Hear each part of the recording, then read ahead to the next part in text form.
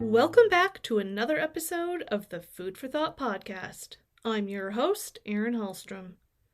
Today, we're talking with Jamie McKeon, Senior Vice President of Demand Creation at Rich Products. Jamie's here to talk to us about how Rich Products is working with a local university to help find, encourage, and recruit the next generation of food and beverage marketers. We kick off the episode talking about the partnership with Niagara University, as well as the university's Food Marketing Center of Excellence program. We touch on how Rich Products got involved and what the outcome of the partnership has been thus far. We take a closer look at the pipeline from university graduates to food industry hires, including how many jobs Rich Products has filled because of the partnership. We touch on the trends and observations the team has seen with the newest generation of the workforce, as well as what Rich Products has learned about itself in the process. We cap things off with some great advice for other companies that may want to explore similar options with their local schools and universities. But before you go, consider this. Food processing wants to honor women in the food and beverage industry that are making a big impact. We're accepting nominations for our 2023 Influential Women in Food Awards. Head to our website or click the link in today's show notes to submit your nomination for this year's award. Enjoy the episode!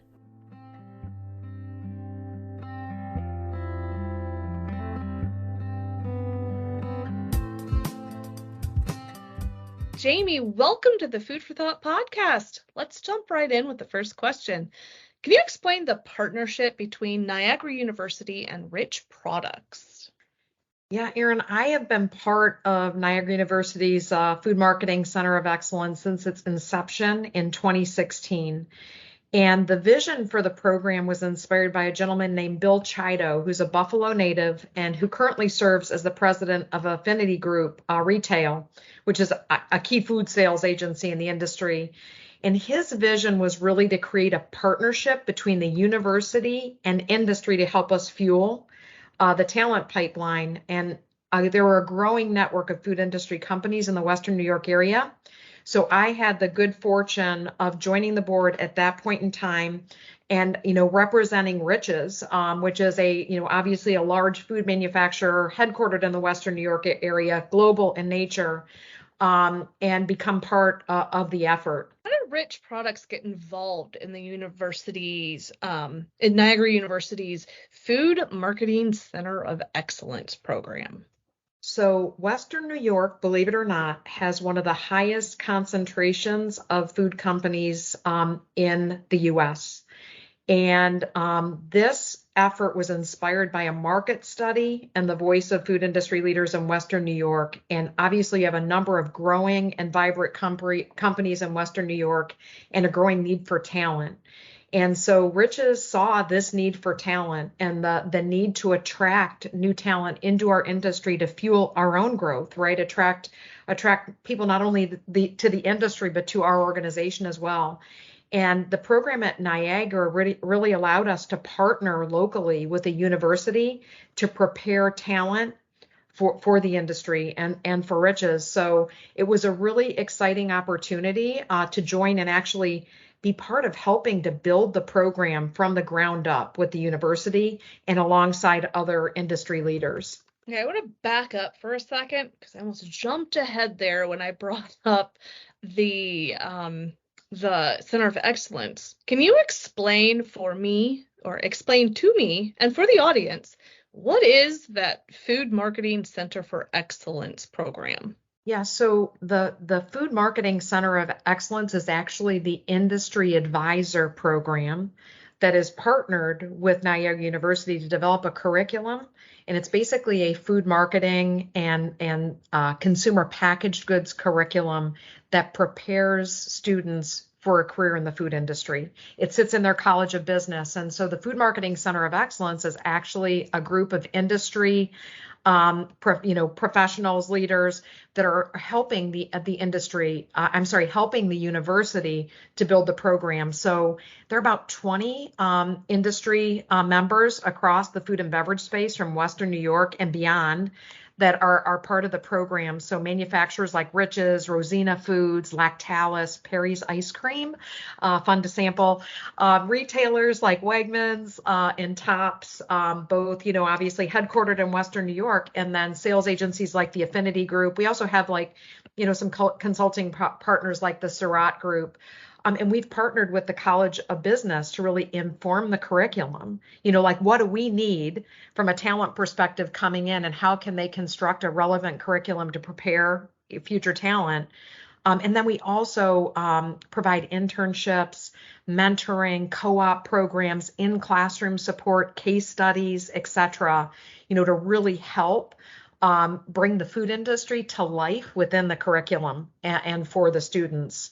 So it really is about helping students to see the possibility within food and prepare them to take advantage of that opportunity. Can you talk about some of the outcomes of the partnership? I mean, you referred to some, but can you speak to more potential outcomes? Because it definitely sounds like a great funnel for a talent pipeline. Yeah, so it's super interesting, right? Students and Gen Z in general, they love food, right? So they're very in tune with food.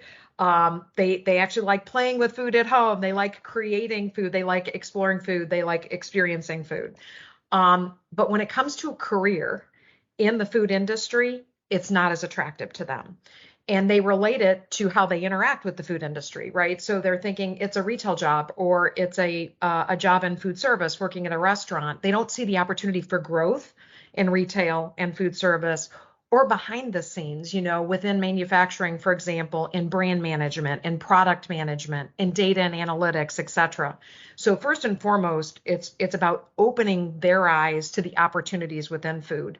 And then it's about really working with the university to build a curriculum that is relevant for students. And also it's about upskilling existing talent within the industry as well. So Niagara does obviously have a program that better prepares incoming students for the food industry, but also helps to upskill, your existing associate and employee base with new learning, new best practices, et cetera.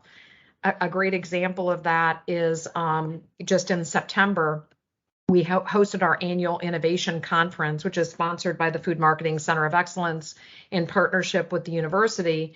And this year's theme was centered around embracing disruption to drive pathways for growth. And we had several industry speakers, including our own CEO, Richard Ferrante, who really talked about leading through the pandemic, exploring and identifying growth opportunities, and coming out the other side much more successful. And just general sharing of best practices and building those connections across this little hotbed of the industry. What roles or departments seem to have the most interest from students that you're seeing? What I love about this program, right, is that we're creating connection between the next generation of talent in the food industry, and we're learning about where they want to play within the industry, right? And so within marketing, we're seeing a lot of interest in brand management, product management, digital marketing, for sure, customer marketing, analytics, data and analytics, really hot. But we're also seeing growing interest in the supply chain. And there's been so much visibility through the pandemic, I think, to the supply chain, that there's this new heightened interest from students in better understanding what opportunities exist, within the supply chain, what careers exist. So actually, as a result, Niagara is expanding the program from a food marketing only concentration to a food industry leadership program, and that will happen in this coming school year. And it's interdisciplinary, and it includes courses in the supply chain disciplines as well, like transportation systems and supply chain logistics, in addition to kind of the traditional marketing courses around category management and brand management, the introduction to the global food industry. So it's going to provide a much more well-rounded experience for students to really understand and explore opportunities within the food industry. Of all the things we could have predicted becoming trendy, supply chain, I don't think was on anybody's bingo card. No, but it's, the buzz that it's gotten over the past couple of years. Hey, one thing I forgot to mention as well is the university just also added a really interesting global view of the program, and it's an experiential opportunity. But in January, students are actually going to be able to explore the end-to-end food ecosystem in Italy, from agriculture through manufacturing and distribution to retail and food service, and ultimately get to know the consumer as well. And so they've added that global experience to the curriculum, and that's a great opportunity for the students. And I don't know about you, but I'm like, I think I might want to go there as well and experience that. Sounds pretty fun. Oh, to go back and be a student again. I wonder if it's too late for me to go back to school. Love it. So I'm curious, how many jobs has Rich Products filled the most?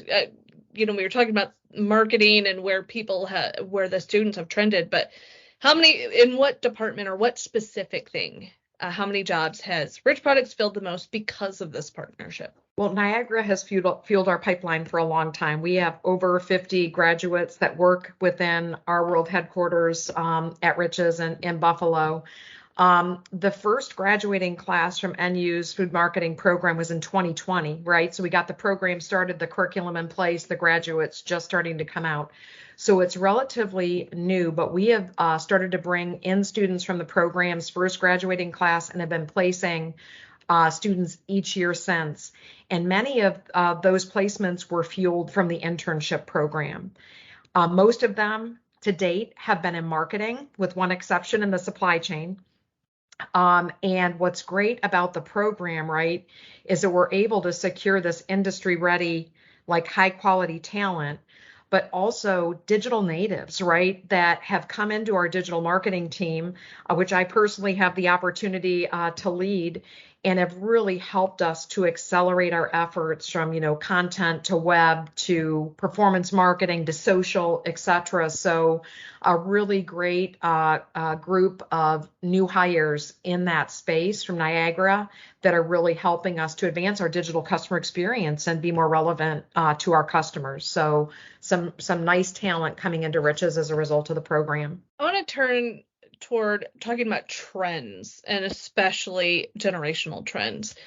What trends, observations have you noticed about this generation, particularly when it comes to their work habit? I'll talk first about attracting the students in. At the top of the list when they're looking at an organization is that they want to join an organization whose values align with their own. Many of them have their own purpose statements, right? And they're very interested in our purpose, what we're doing to drive forward sustainability, diversity, equity, inclusion.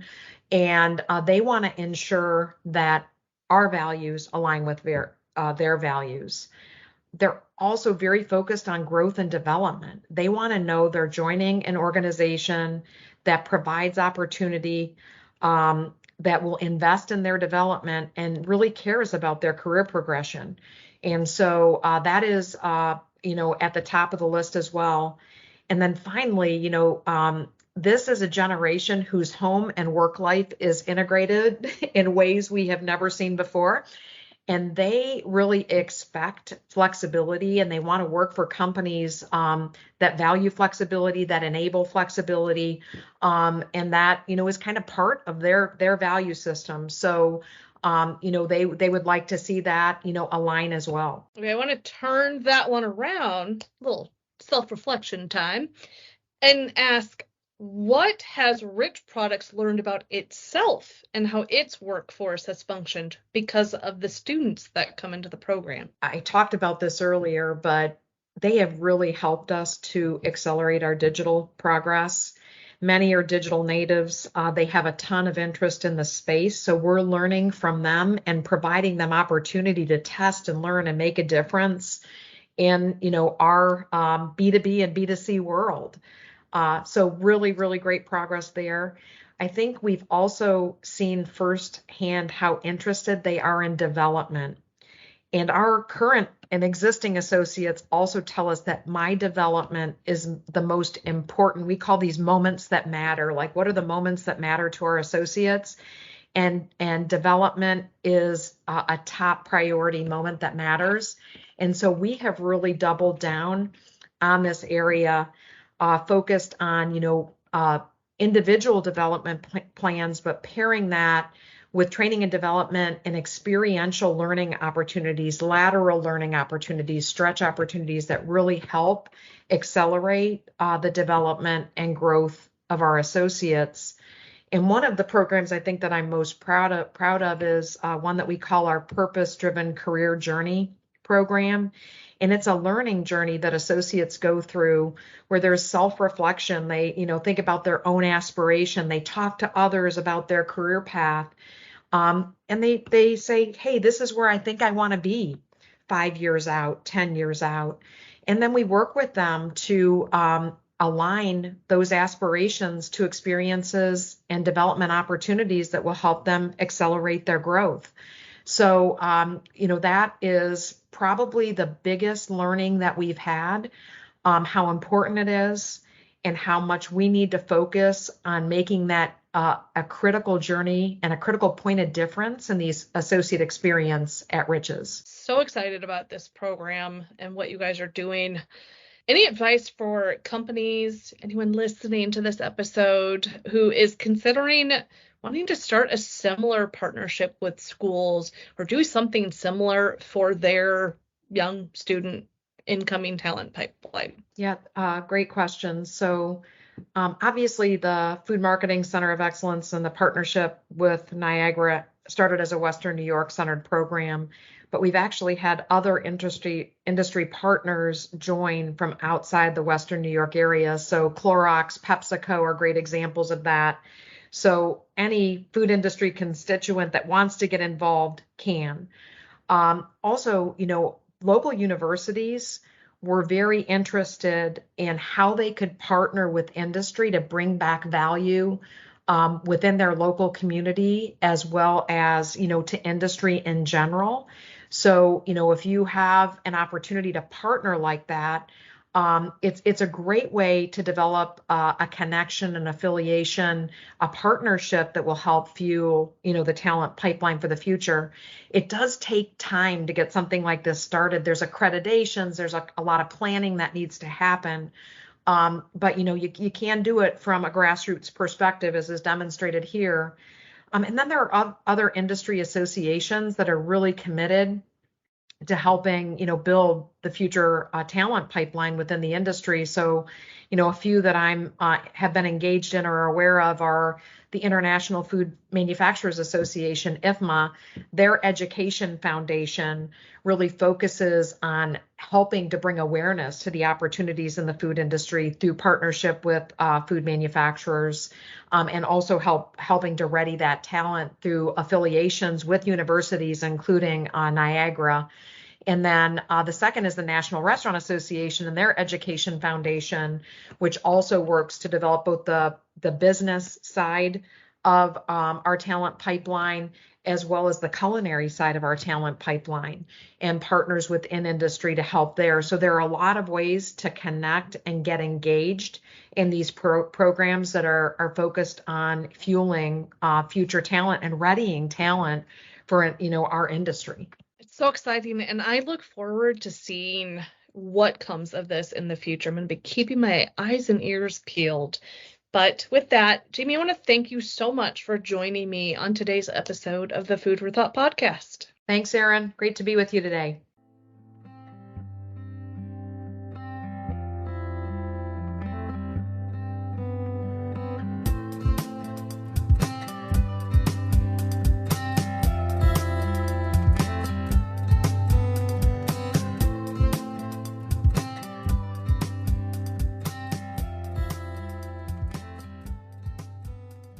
For everyone listening to the Food for Thought podcast today, thank you for tuning in. You can find us on Apple Podcasts, Spotify, Stitcher, and just about everywhere you can listen to a podcast. Be sure to tune in next time as we talk more about the stories behind the headlines of the food and beverage industry. Take care. Have a great day.